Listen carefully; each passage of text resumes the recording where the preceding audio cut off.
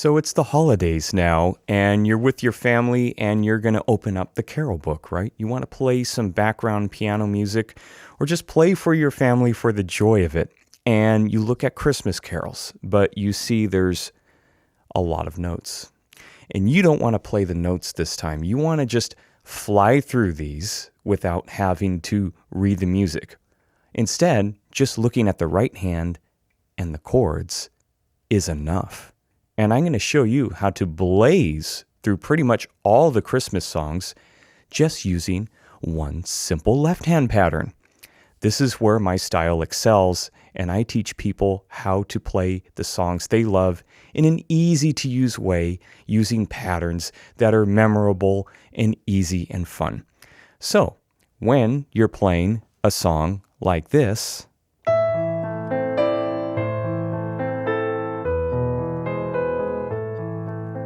all right, let's see how I did this and what we could learn with the patterns. So if you look at We Three Kings, just the melody, this is a great way to approach just blasting through these songs.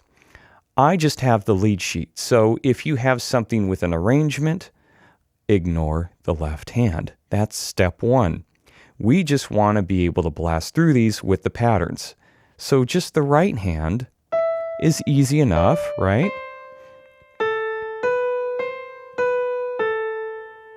Now, what about this chord that's on top of the melody here?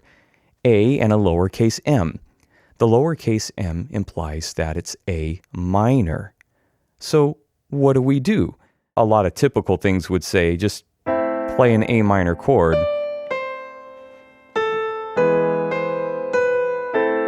Right? Well, you know what? Does that sound good? Fun? I don't think so. This is about the most boring thing you could possibly play. So let's gravitate to one of my favorite patterns called the Wonderwave Pattern. And all it is this.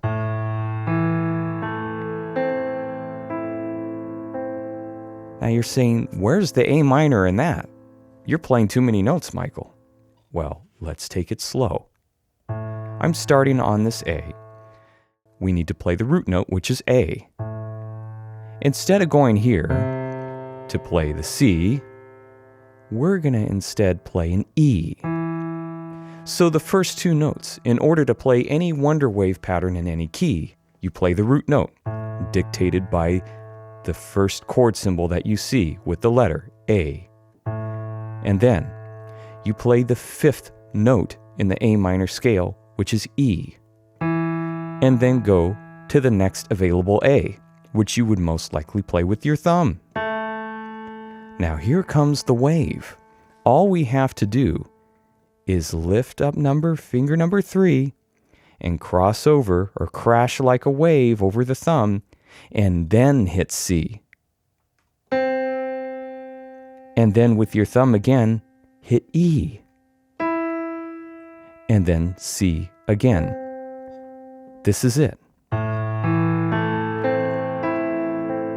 And you see how the boring chord now is on top. It's after the wave falls, right? I'm hitting C and E. So instead of doing it here, it's a more open quality and it's better to play this way. Just using a framework like this and then adding the chord. So now let's go back to our song and see what it sounds like with the chord changes.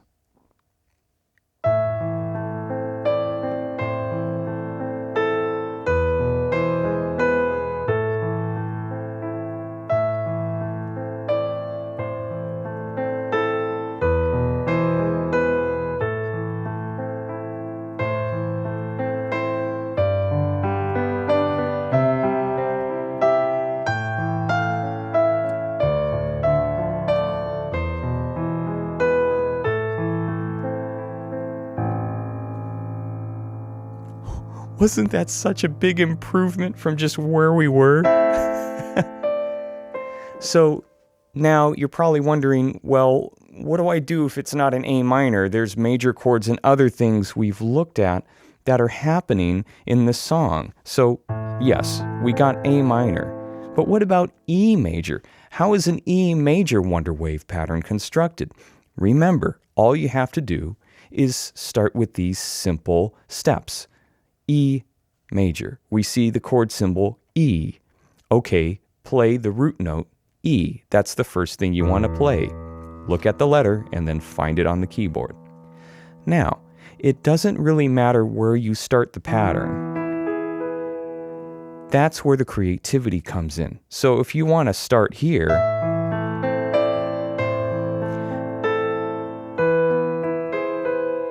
now if you start too high on a pattern, your right hand may collide with the left hand, as it's right here.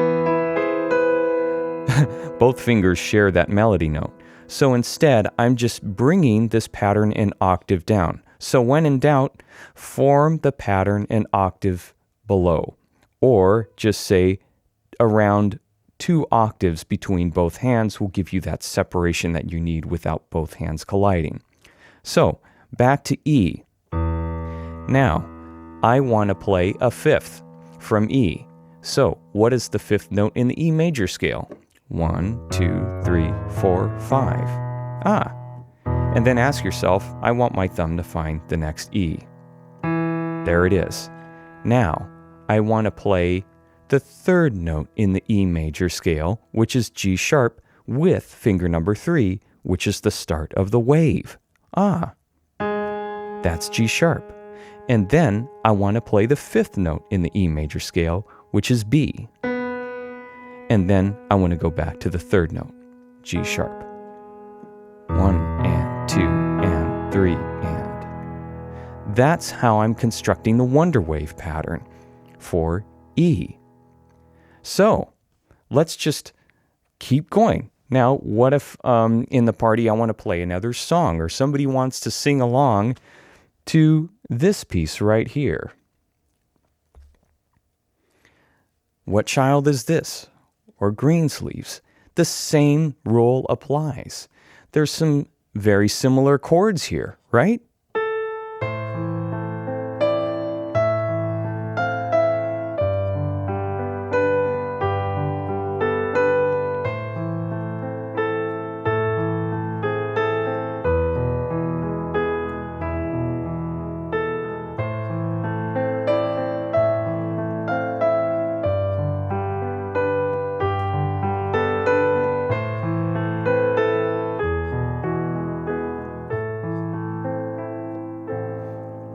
It's so simple, right? So that's what I'm trying to show you. On most all of these songs, these carols are not this is non-rhythmic music. It's more melodic. It's either in 3/4 or 4/4. So that's why these patterns work really well. So I'd like to give you a gift this season, and it's a free course that I created for you. It shows you 6 of my best left-hand patterns on a PDF with an accompanied 1-hour video tutorial walking you through one whole song with how to employ these patterns. So look in the download link, check it out, put your email in, and you'll get my free gift. So check that out. I'm excited for you to learn these patterns. So going forward, what if we have a song in 4/4? Does the pattern change? Yes, but not much. From 3/4 to 4/4, that's only adding 1 extra beat. So all you have to do, that would just be adding 2 more notes. And let me show you those next 2 notes. So if we get a song like this, Joy to the World, all right? Take notice the melody.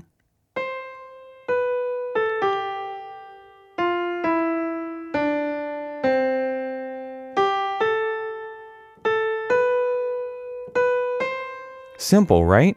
Now, what about the Wonderwave in 4/4? So how does this come about? Well, let's take a look. I'm going to start the Wonderwave pattern here. So the first chord being C major. Now, remember, generally the same. I see the chord. I play the root note with my pinky and my left hand, either up here or down here, depending on where you're playing the melody. And you could use a rule of thumb saying, I just want my hands generally to be placed 2 octaves apart or more, 1 octave, and then in this case, 3 octaves. So whatever works with your melody and how you play it. So the root note, C. Then playing the 5th note in the C major scale is G. Then finding the next C available, which would be most likely played with the thumb. And then crossing over with finger number 3 on E, the 3rd note in the C major scale, and then hitting G, which is the 5th note in the C major scale. Now, if this were 3/4, 1 and 2 and 3 and, I would just hit E and the pattern would be finished. But since we're in 4/4, we have 2 more notes to go. 1 and 2 and 3. Sorry, 3 more notes to go. And these 3 notes will be C, D, and E.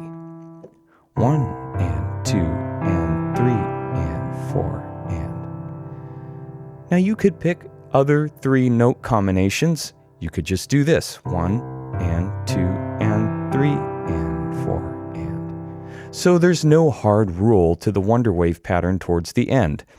Some notes may clash with the melody, so you may not always want to do these 3 notes at the end. You may just want to outline the basic C major chord. But for now, we'll just stick with the way I'm doing it. 1 and 2 and 3 and 4 and. So when we get here, and 3, I'm going to play the 1st note in the C major scale is C, the 2nd note in the C major scale is D, and then the 3rd note in the C major scale is E. That is the questions I'm asking myself. The root, the 5th, then to the octave, the 3rd, the 5th, the 1st, the 2nd, and the 3rd. That's what I'm doing for the Wonderwave pattern in 4/4. So how does it look like with the song? How does it sound? Well, let's try it out.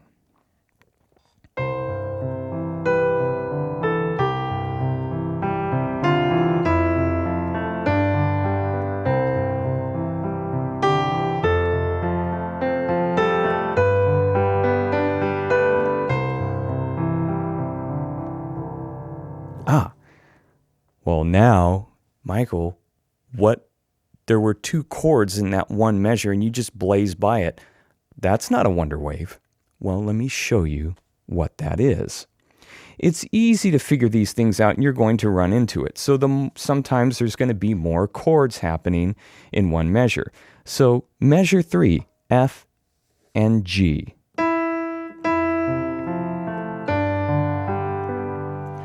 All I'm doing is this. I'm just playing as much of the Wonderwave pattern as I can till I get to the next chord change. So I'm only able to play 1 and 2 and, which is 4 notes.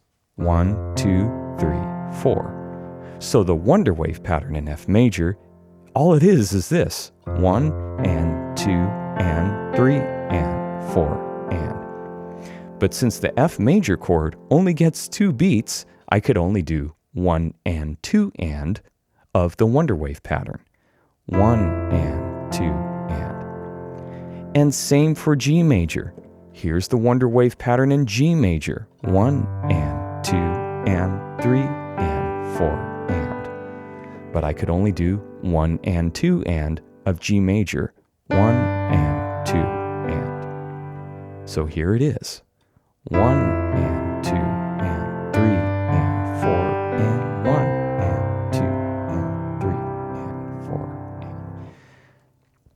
See, it's not that hard. It's all common sense. You just have to get used to playing this one pattern in a couple chord changes. And you know what? There's not that many chord changes in Christmas songs.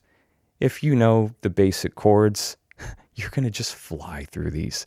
All right? That's what I want you to do. I want it to be easy and accessible for you to play as much Christmas songs as your heart desires. So the last example, deck the halls with boughs of holly.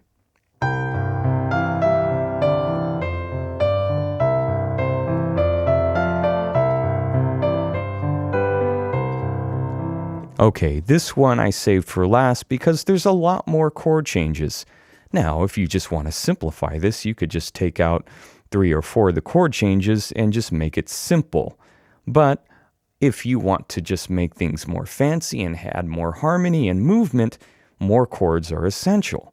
So, in order to do this, well, it's the same concept.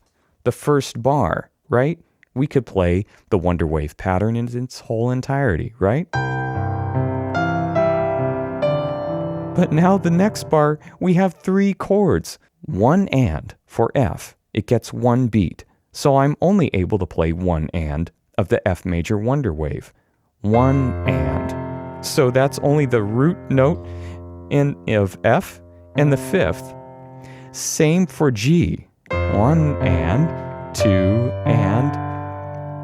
Now, and C major, we get 4 notes because it's 3 and, 4 and, 3 and 4 and, 3 and 4 and. So the whole measure sounds like this: 1 and 2 and 3 and 4 and. Now, for the next measure, we have 2 chords. 1 and 2 and 3 and 4 and. We just have to look at where these chords are happening. F is holding for the duration of 2 beats. 1 and 2 and. 1 and 2 and. That's as much as the pattern as I'm able to play in F. And then 3 and 4 and for C. 3 and 4 and then G and C for the last bar. 1 and 2 and 3 and 4 and. So you see, just a little know-how with one pattern is great because it allows you to play on pretty much the majority of all Christmas carols in 3/4 and 4/4. Stick with one pattern until it feels comfortable amongst a wide range of chord changes. So when you pick up the next songbook or lead sheet, you're able to blast through it with ease. All right, no practicing here. If you're a great sight reader, well, I congratulate you. That's one thing I was never able to do well as a pianist. But for all of you who are not good at sight reading, you may just want to play by the chord changes, and there's nothing wrong with that. Stick with one pattern till it's effortless, till it's really comfortable. Your hands and brain will thank you.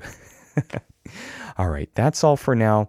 Have a wonderful holiday season playing the songs you love, and have some fun, all right? Play the songs.